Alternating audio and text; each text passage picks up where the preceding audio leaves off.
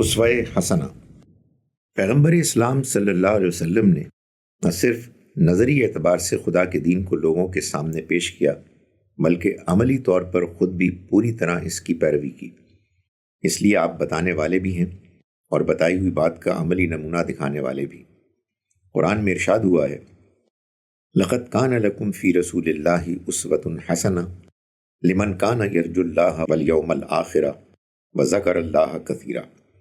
تمہارے لیے اللہ کے رسول میں بہترین نمونہ ہے اس شخص کے لیے جو اللہ کا اور آخرت کے دن کا امیدوار ہو اور کثرت سے اللہ کو یاد کرے۔ یہ آیت غزوہ احزاب خندق کے سیاق میں آئی ہے، تاہم اصول تفسیر کے مطابق اس کا اطلاق عام ہے۔ اپنے عمومی مفہوم کے لحاظ سے آیت کا مطلب یہ ہے، نہ صرف غزوہ احزاب بلکہ ہر اعتبار سے پیغمبر کی زندگی تمہارے لیے بہترین نمونہ ہے۔ خدا کا سچا بندہ وہ ہے جو خدا کے رسول کو اپنی پوری زندگی کے لیے نمونہ بنا لے۔ اسوہ حسنہ کا مطلب معروف معنوں میں اسوہ کاملہ نہیں ہے بلکہ اسوہ صحیحہ ہے، یعنی اس کا مطلب یہ نہیں ہے کہ با اعتبار فہرست آپ کی زندگی میں ہر قسم کے نمونے پائے جاتے ہیں، بلکہ اس کا مطلب یہ ہے کہ با اعتبار اصول آپ کی اپنی عملی زندگی میں ان اخلاقی قدروں کا بخوبی مظاہرہ کیا ہے جو انسان کے لیے بہترین اقدار ویلیوز کی حیثیت رکھتی ہیں۔ اسوہ حسنہ کو اگر با اعتبار فہرست اسوہ کاملہ کے معنی میں لیا جائے تو ایسی فہرست نہ پیغمبر اسلام کی زندگی میں موجود ہے اور نہ کسی ایک شخص کی زندگی میں اس نوعیت کی عملی جامعیت پائی جا سکتی ہے۔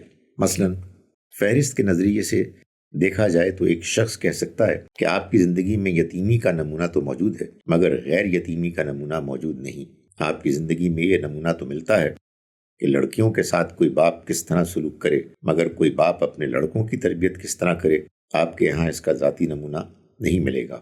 اسی طرح کوئی شخص کہہ سکتا ہے کہ آپ کے یہاں نیزہ اور تلوار کے ذریعے جنگ کا نمونہ تو ہے مگر گن اور میزائل کے ذریعے جنگ کا نمونہ نہیں۔ آپ کے یہاں روایتی دور کے معاملات کے لیے تو نمونہ ملتا ہے مگر سائنسی دور کے معاملات کے لیے آپ کے یہاں براہ راست نمونہ موجود نہیں، وغیرہ۔ رسول اللہ کی زندگی بلا شبہ کامل نمونہ ہے مگر یہ کامل نمونہ اصول کے اعتبار سے ہے نہ کہ انطباق کے لحاظ سے۔ پیغمبر اسلام دراصل اخلاق کے اعلیٰ اصول بتانے کے لیے آئے۔ انہوں نے اس کے مطابق ایک بھرپور زندگی گزاری اور ہر پیش آمدہ معاملے میں عملی نمونہ قائم کیا۔ اس طرح آپ تمام انسانوں کے لیے ایک بہترین ماڈل بن گئے، تاہم یہ ماڈل اصولی مفہوم میں ہے نہ کہ ہر قسم کی عملی تفصیلات کے مفہوم میں۔ مثلاً آپ نے تاجر کا نمونہ پیش کیا تو وہ صرف دیانتداری کے اعتبار سے تھا، نہ یہ کہ کمپیوٹر کے دور میں تجارت کے کام کو کس طرح منظم کیا جائے۔ اس سلسلے میں یہ امر بھی ملحوظ رکھنا چاہیے کہ آپ کے نمونے کا تعلق ہر انسانی معاملے سے نہیں ہے بلکہ کچھ بنیادی معاملات سے ہے۔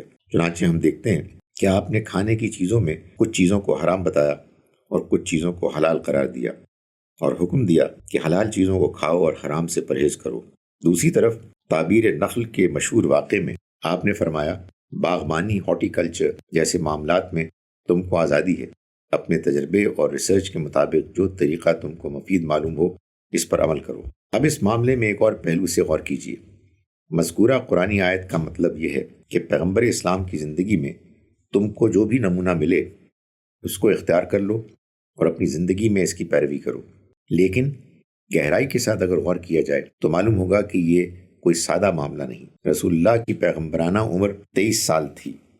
23 سال کی اس مدت میں 23 سے بھی زیادہ مختلف بلکہ بظاہر متضاد نمونے پائے جاتے ہیں۔ مثلا مکے میں ابتداءً آپ چھپ کر نماز پڑھتے تھے مگر 13 سال بعد جب آپ مدینہ پہنچے تو وہاں آپ نے اعلان کے ساتھ نماز پڑھی۔ مکی زندگی میں 13 سال تک آپ کعبے میں رکھے ہوئے بت دیکھتے تھے مگر آپ نے کبھی اس کو توڑنے کی کوشش نہیں کی، لیکن فتح مکہ کے بعد آپ نے تمام بتوں کو توڑنے کا حکم دے دیا۔ مکی دور میں آپ صرف عقیدہ توحید اور جنت و جہنم کی آیتیں لوگوں کو سناتے رہے۔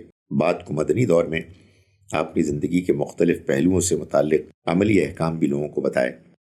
مکی دور میں آپ نے کعبے کو اپنا قبلہ عبادت بنایا اور جب آپ مدینہ پہنچے تو تقریباً 16 ماہ تک بیت المقدس کو اپنا قبلہ بنائے رہے۔ مکی دور میں آپ نے باجماعت نماز کا نظام قائم نہیں کیا مگر جب آپ مدینہ پہنچے تو وہاں آپ نے مسجد بنائی اور باجماعت نماز کا نظام قائم فرمایا، وغیرہ وغیرہ۔ اب سوال یہ ہے کہ ان مختلف اور بظاہر متضاد نمونوں پر کس طرح عمل کیا جائے۔ یہ کھلی ہوئی بات ہے کہ ان تمام نمونوں پر ایک وقت میں عمل نہیں کیا جا سکتا۔ ایک نمونے پر عمل کرنے کے لیے دوسرے نمونے کو چھوڑنا پڑے گا۔ مثلاً پیغمبر کی زندگی میں صبر و اعراض کا نمونہ بھی ہے اور جنگ و ٹکراؤ کا نمونہ بھی۔ اب کوئی بھی شخص ایسا نہیں کر سکتا کہ ایک ساتھ اور ایک وقت میں دونوں نمونوں پر عمل کرے۔ وہ جب بھی ایک کو لے گا تو لازمی طور پر اس کو دوسرا نمونہ چھوڑنا پڑے گا۔ اگر کوئی شخص یہ کہے کہ ہم پیغمبر کے آخری دور کو لیں گے اور اس کے ابتدائی دور کو چھوڑ دیں گے تو یہ بلا شبہ درست نہیں، اس لیے کہ پیغمبر کی پوری 23 سالہ زندگی ہمارے لیے نمونہ ہے، نہ کہ اس کی وہ زندگی جو اس نے اپنی عمر کے آخری سال میں گزاری۔ پیغمبر کی زندگی کے واقعات میں اس قسم کی تفریق شرعی اعتبار سے بھی غلط ہے اور عقلی اعتبار سے بھی۔ قرآن کی بہت سی آیتیں جو مکے میں اتریں، ان میں اللہ تعالیٰ نے یہ حکم دیا کہ پیغمبر کی اتباع کرو۔ مثال کے طور پر الاعراف ایک مکی سورہ ہے، جس میں اللہ تعالیٰ نے یہ حکم فرمایا، کہو اے لوگو، بے شک میں اللہ کا رسول ہوں تم سب کی طرف، جس کی حکومت ہے آسمانوں اور زمین میں، وہی جلاتا اور وہی مارتا ہے، بس ایمان لاؤ اللہ پر اور اس کی امی رسول اور نبی پر جو ایمان رکھتا ہے اللہ اور اس کے کلمات پر، اور اس کا اتباع کرو تاکہ تم ہدایت پاؤ۔ سورہ الاعراف آیت 158۔ یہ آیت اور اس طرح کی دوسری آیتوں سے ثابت ہوتا ہے کہ پیغمبر اسلام کی زندگی کا وہ 13 سالہ دور جو مکے میں گزرا، وہ بھی پورے معنوں میں قابل اتباع ہے۔ وہ بھی اسی طرح اسوہ حسنہ ہے جس طرح بعد کا مدنی دور اسوہ حسنہ ہے۔ دونوں میں اسوہ حسنہ ہونے کے اعتبار سے کوئی فرق نہیں ہے۔ یہ ایک بے حد غور طلب مسئلہ ہے۔ مثلاً اگر کوئی شخص مطلق طور پر یہ الفاظ بولے کہ جہاد تمام ملی مسائل کا حل ہے تو یہ جملہ اپنے مطلق مفہوم میں صحیح نہ ہوگا، کیونکہ ایسا ماننے کی صورت میں پیغمبر کے ان تمام نمونوں کی نفی ہو رہی ہے، جبکہ آپ نے جہاد بمعنی قتال کا طریقہ اختیار نہیں فرمایا بلکہ صبر اور ہجرت جیسے طریقوں پر عمل فرمایا۔ اس ملت مسلمہ کا نصب العین مکمل اسلامی نظام کا قیام ہے، تو یہ بیان بھی درست نہ ہوگا، کیونکہ اس میں حجۃ الوداع 10 ہجری سے پہلے کی پوری پیغمبرانہ زندگی محذوف اور منسوخ قرار پاتی ہے۔ جیسا کہ معلوم ہے کہ اسلام کے کئی احکام کی تکمیل آخر میں حجۃ الوداع کے موقع پر ہوئی، اس سے پہلے نہ یہ احکام موجود تھے اور نہ قرآن کا نزول مکمل ہوا تھا۔ ایسی حالت میں اسوہ حسنہ کا مطلب یہ لینا پڑے گا کہ رسول اللہ کی زندگی کا وہ آخری دور تمہارے لیے اسوہ حسنہ ہے، جبکہ قرآن مکمل طور پر نازل ہو گیا اور وہ واقعہ ظہور میں آ گیا جس کو قرآن میں اکمال دین کہا گیا ہے، سورہ المائدہ آیت نمبر 1۔ مگر مذکورہ آیت کا ایسا مفہوم لینا شرعاً اور عقلاً دونوں اعتبار سے درست نہیں۔ حقیقت یہ ہے کہ رسول اللہ کی پیغمبرانہ زندگی کی پوری مدت ہمارے لیے اسوہ حسنہ ہے، نہ کہ اس کا کوئی جزو۔ آپ کے قائم کیے ہوئے نمونوں میں سے کوئی بھی نمونہ نہ تو متروک ہے اور نہ غیر مطلوب۔ سوال کا یہ جواب بھی درست نہیں کہ یہ سارا معاملہ تدریج کا معاملہ ہے، یعنی پیغمبر اسلام کا آخری مقصود تو وہی تھا جس کا نمونہ حجۃ الوداع کے بعد آپ کی زندگی میں ملتا ہے۔ اس سے پہلے کے جو نمونے ہیں وہ تدریج اور ترتیب کے اصول پر صرف ابتدائی مراحل کے نمونے ہیں، نہ کہ آخری تکمیلی مرحلے کا نمونہ۔ یہ تعویل بھی واضح طور پر غلط ہے اور خود قرآن کے بیانات صریح طور پر اس کی تردید کرتے ہیں۔ مثلاً قرآن میں رسول اللہ صلی اللہ علیہ وسلم کو یہ حکم دیا گیا کہ تم ملت ابراہیم کی پیروی کرو، سورہ النحل آیت نمبر 123۔ جیسا کہ معلوم ہے کہ حضرت ابراہیم نے فہرست احکام کے معنی میں کوئی جامع شریعت پیش نہیں فرمائی۔ آپ کی ساری عمر دعوت توحید پر مرتکز رہی۔ اجتماعی احکام کا نفاذ یا حکومت کے قیام جیسے نمونے آپ کی زندگی میں سرے سے موجود ہی نہیں۔ ایسی حالت میں مذکورہ تعبیر کے مطابق اس کا مطلب یہ قرار پاتا ہے کہ جامع شریعت والے پیغمبر کو ناقص شریعت والے پیغمبر کی اتباع کا حکم دیا جا رہا ہے۔ اسی طرح قرآن میں مختلف نبیوں کا ذکر کرنے کے بعد پیغمبر اسلام صلی اللہ علیہ وسلم سے فرمایا کہ یہ سب انبیاء خدا کے راستے پر تھے، تم بھی انہی کے راستے کی پیروی کرو، سورہ الانعام آیت نمبر 90۔ مذکورہ صورت میں جن نبیوں کا ذکر ہے ان کے متعلق خود قرآن کے بیان سے یہ ثابت ہوتا ہے کہ وہ مذکورہ مفہوم میں جامع شریعت کے حامل نہ تھے، بلکہ صرف توحید اور اخلاق جیسی اصولی تعلیمات ہی ان پر اتری تھیں۔